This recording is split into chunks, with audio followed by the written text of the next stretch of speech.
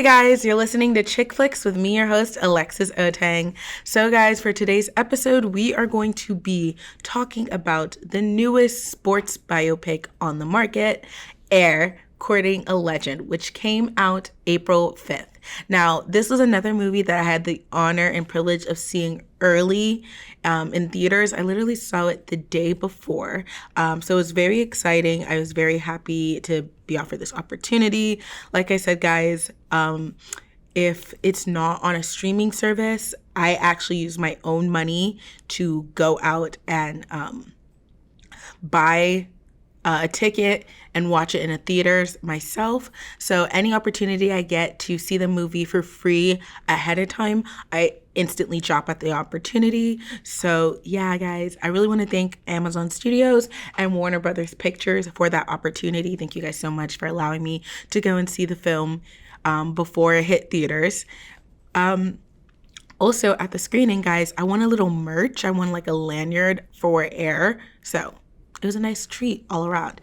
But getting into the movie, this, of course, was on my April Watchlist movies episode because I really, really, really love a lot of the actors in this film. Also, it was going to be directed by Ben Affleck, and he makes really good movies when he's in front of the camera and behind it. So I knew I instantly wanted to see it. And of course, it has Viola Davis. As you guys know, if you are a longtime listener on ChickFlicks, I adore and love that woman. She can do no wrong in my eyes. So yeah, I'm super excited to review this film.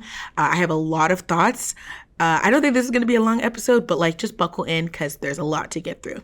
Now, I will say there is no spoilers. I'm not going to be, even though by the time this comes out, the film will already be out, I am not going to give away any big spoilers in the movie. So listen and worry free if you worry about nothing because you're going to be able to watch this review and then go see the movie after if you choose. But let's get right into it. So the premise of the whole film is Sonny Vaccaro and Nike pursue basketball rookie Michael Jordan, creating a partnership that revolutionizes the world of sports and contemporary culture. Now, as I said before, this is a sports biopic and it has a stacked frickin' cast. Let's start off with Ben Affleck, Matt Damon. They have won Academy Awards. They are amazing actors. Viola Davis. I said this before in my April Watchlist episode, but she was specifically asked by Michael Jordan to play the mom. Like that was the only way he would agree to the film being made, was if Viola Davis plays his mom, which, like I said before, that is such a smart move. If I could choose anyone to play my mom, I'd probably choose Viola Davis. Or, I want to make sure I get this right. There's another actress I would probably choose to play my mom because I'm getting off topic, but literally to me, she kind of looks like her. I'm trying to look up because Tanisha Arnold. I would have her play my mom because she kind of looks like my mom in a way, but off topic. Chris Tucker, Jason Bateman, Julius Ten, and Marlene Wayans. This is a cast full of people who know how to do comedy, who know how to do drama. They have a wide range. So I knew we were in for a treat from the start of this film. And with Ben Affleck directing it, he's done Argo, he's done Gone Baby Gone. Those are two phenomenal films. If you haven't seen them, you should definitely go see them. I think they're amazing. Now, going into it, the critics were giving Air a very positive run on Rotten Tomatoes, at least. Let me pull up the exact score because I don't want to get it wrong. But before I'd seen the movies, I've seen a little bit of reviews. I try not to do reviews that spoil much. I want to form my own opinion, but I definitely wanted to see if people were liking it, if people were not liking it. It's certified fresh on Rotten Tomatoes, 92%. And the audience score is right up there, 98%. Now, prior to it coming out, it only had, it wasn't certified fresh yet when I saw it.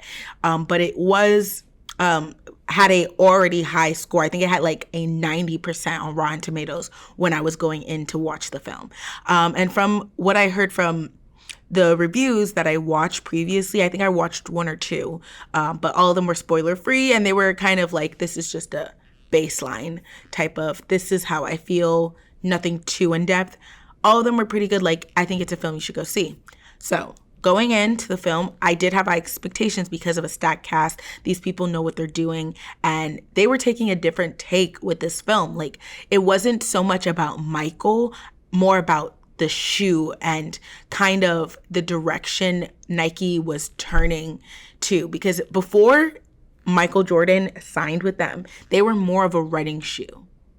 Basketball was not their strongest department. And so talking about the story of them making a turn to now being one of the most dominant sneaker companies in the industry in almost all fields of sports, that's a great, I think it was a great topic to start with if you're not going to do a basic biopic about an athlete. Because there's so many movies, there's so many documentaries about Michael Jordan and his run. Doing something different with his brand, I think, was a smart take. And I was kind of excited to go see it, even though I'm not a Michael Jordan fan. Well, not Michael. I really appreciate Michael Jordan, but like, I'm not a basketball person like that. So it was kind of like a different take for me to like be excited about a sports film like that. There's not a lot of sports films I've watched, but the ones I do like, I really do like. And so I was excited for this movie, like I've said before. So it was doing great on reviews. So here are my thoughts. Like, let's jump into my thoughts. This movie is a treat all throughout, okay? It was so good to watch. One of the things I want to touch on first is the look. This film was taking place in the 80s, and you can tell it's the 80s. There's a scene where he goes into a gas station, and even the products, the props, the Wheaties with the, what's it called? The superstars, Oscar Olympic athletes on the cover. You had the look of cups, the cars, the costuming. It all made me feel like, yes, I'm watching a film about a time in the early 80s. Like, it was right on the mark. I definitely think at least costume, product, props, design, it should definitely get like a lot of awards in the next award season. I definitely feel like they knocked it out the park. The look of the film was amazing. I don't think they filmed it on film, but even the look itself gave it the tone, the atmosphere they created, gave it a very 80s feel. The neon lights were so bright. The looks, the colors were vivid. They were not too overpowering, but it was just that 80s flair. So I really appreciated that. When we get into the performance of the cast, it's all here. They all were here. They were all amazing. They all stood out in very different ways. I feel like Jason Bateman's character was more dry, humoresque. Ben Affleck's character was more like just straight up funny, like the dad joke type of funny that you just can't help but laugh. Chris Tucker, he had an accent through the film, but it didn't even occur to me he was doing an accent because it was so natural. Like, I only like halfway through the film realized, oh, he's adding some nuance to his voices. And I didn't even realize at first. Like, I just thought it was his regular speaking voice. That's how good of he transformed into this character, which it's loosely based off of the character he's supposed to be inspired by in real life. Like, he added some nuances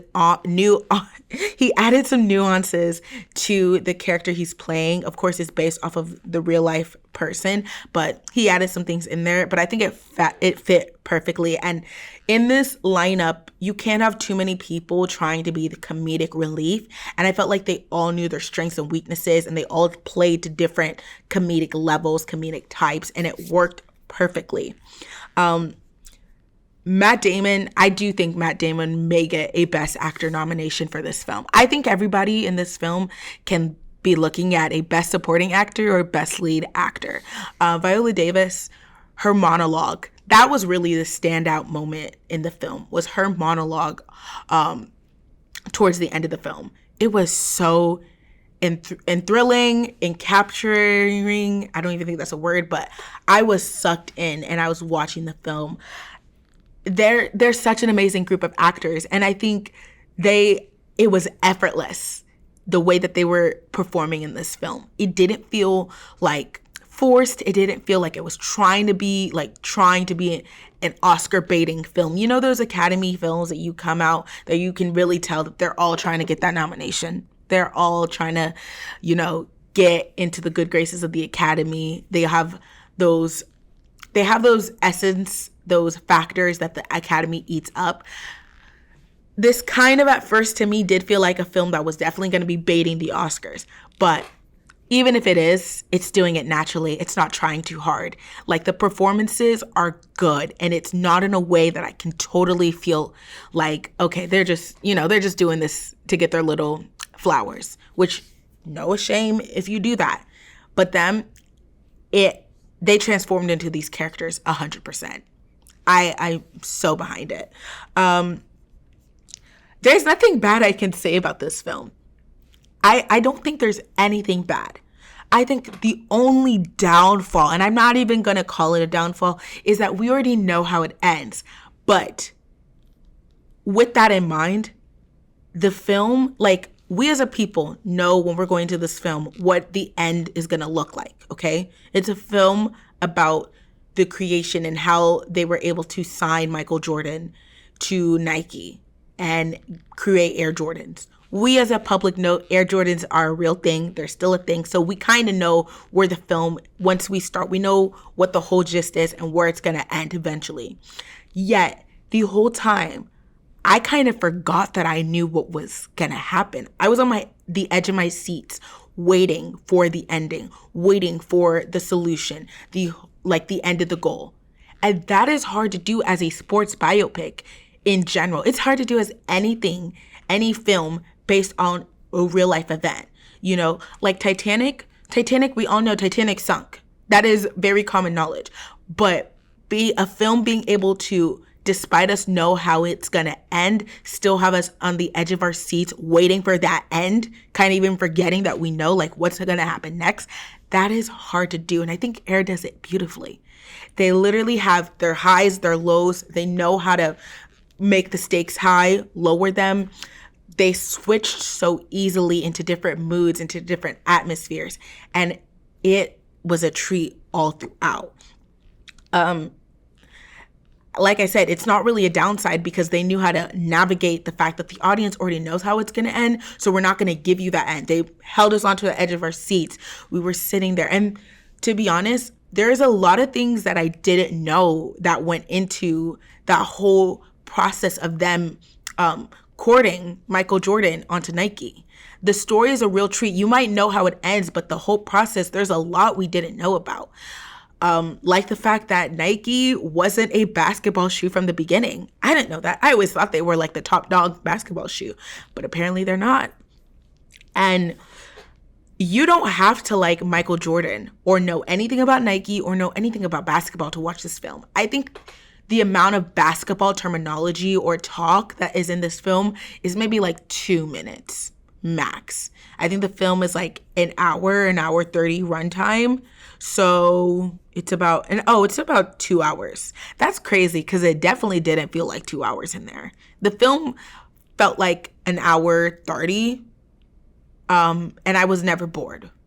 I was never like, oh, when is this thing going to be over? Let's get on with this. Like, it felt like that movie was quick. So the fact that I'm finding out right now it was almost 2 hours is crazy because it didn't feel like 2 hours in there. And I think that's a mark of a good movie. You can have a long runtime, but it doesn't feel too quick. It doesn't feel too long. It doesn't feel like it's just trucking along at a slow pace. Sorry about that. My phone, what's it called? Just went off. Let me put on, I really need to start putting my phone on Do Not Disturb. Really should do that. Didn't. But back to my thought. That's a mark of a good movie. If you're able to pace it really well so that the audience doesn't feel like it's dragging on or that it's just running through the plot too quick. So props to them because they did a phenomenal job at that. And if you love Michael Jordan, if you do love Nike, if you do love sports, if you love basketball, whatever, or you just like movies, this is definitely something I would recommend you to watch. You don't have to like any of those. You don't have to know about any of those to watch this film. They do a good job at dumbing it down for some of us who are not familiar with it, but not making it feel like they're talking to a toddler or explaining. It's not like expository or narration, like spoon feeding the audience. It's doing it in a clear-cut way, and that's a very important thing with any film that has a niche topic, a niche focus, because this easily could have been a film that overcomplicated itself, got too much into the basketball stats, got too much into the basketball terminology, and kind of made it hard for anybody coming in with no prior knowledge. I think a lot of films fall into that category that they feel like the need to over-explain for the audience. We're pretty smart human beings, okay? You don't need to spoon feed us everything. A lot of us are able to do deductive reasoning. A lot of us are able to figure things out very quickly. If you just give us a small breadcrumb, we can usually piece together everything from there. And they do it very well. They give us a little bit of an explanation. Doesn't feel too much, though, like it's getting all this info is getting thrown at us, or that we're getting like a quick history lesson of Michael Jordan prior to his run into the NBA. Like, they give us just enough. And even there's a part where they're talking about his future, and they do flash between the present, in the actual present of this time and the things he did in the NBA and his time before. And it doesn't feel like they are giving us too much. It doesn't feel like it is all this facts getting thrown at us that some of us may not know and some of us do know. Like, it's a good balance. And like I said, that's hard. Some films don't know how to do it.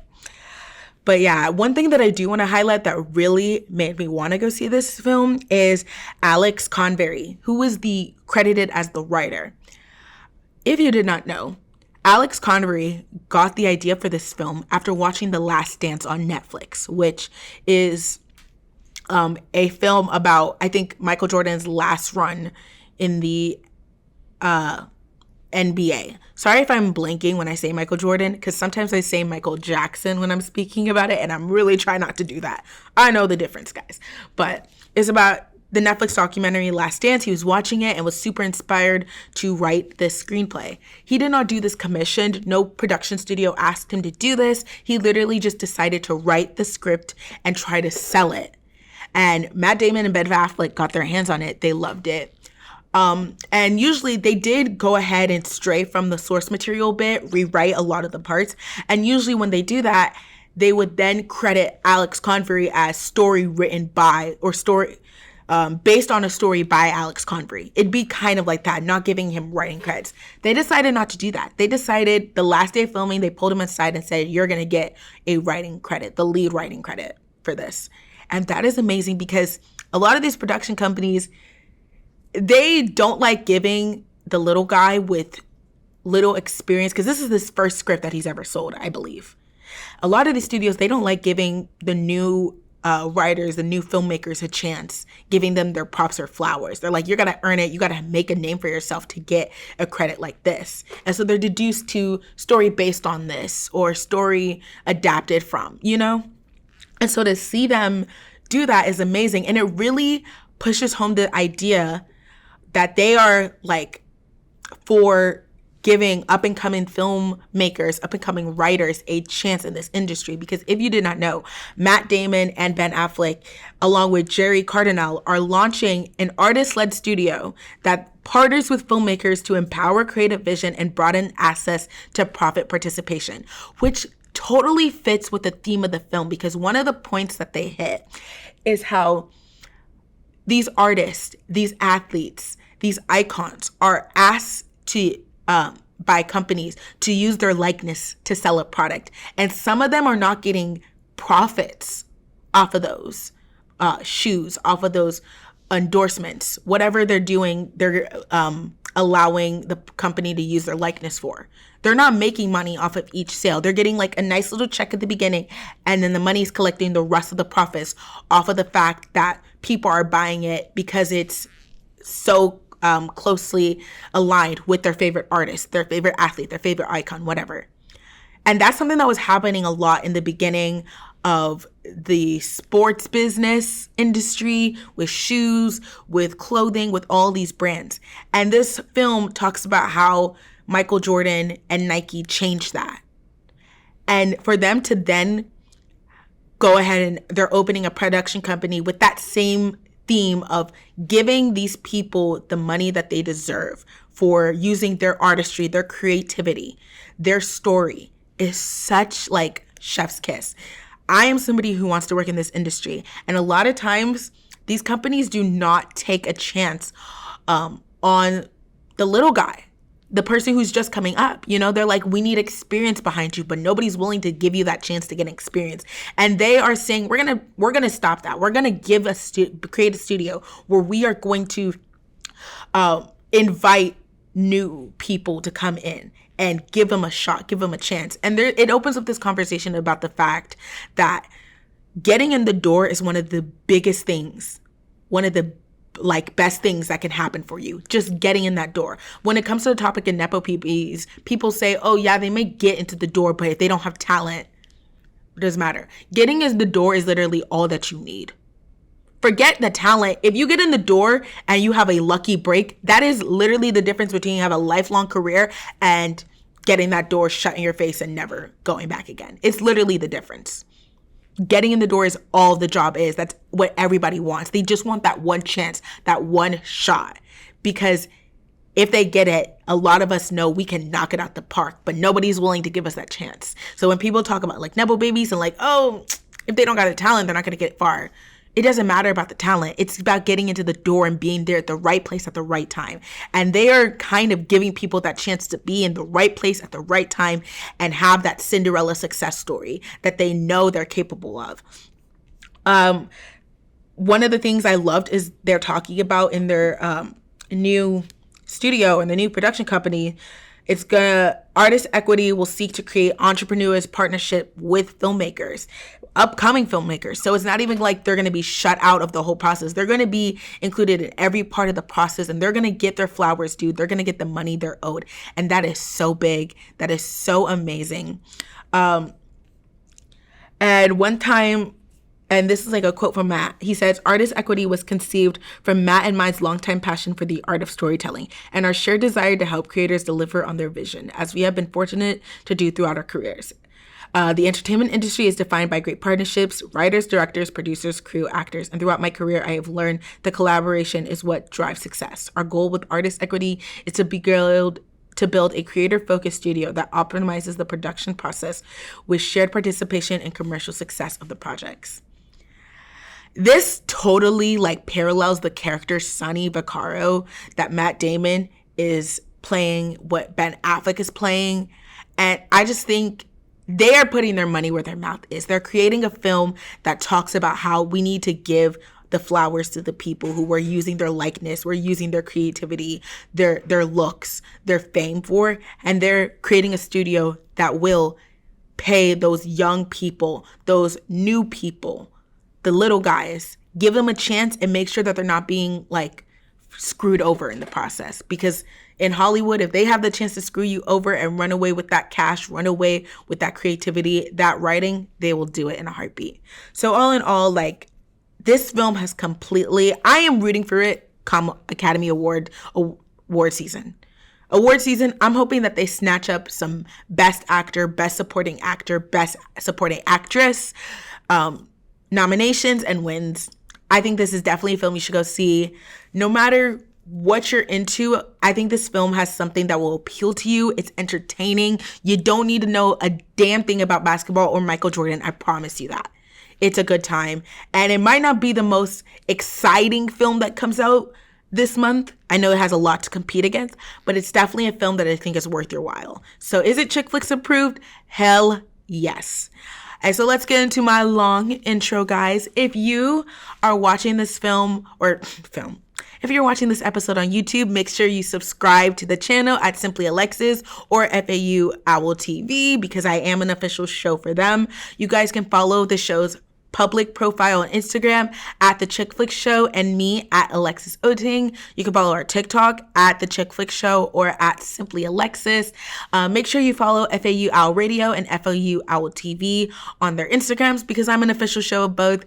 And yeah, guys, all of my social media is linked in the bio and it'll be at the end of the video. So for anything, other handles like Twitter, email, Spotify, whatever, you guys can make sure to follow us there. Make sure you subscribe if you are listening on SoundCloud or Spotify.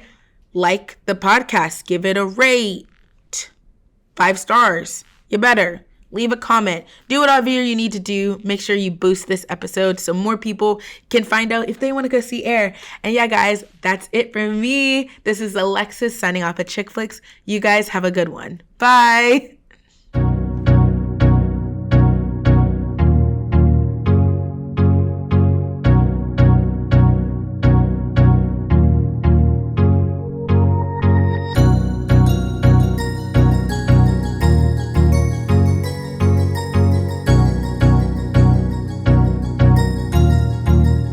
That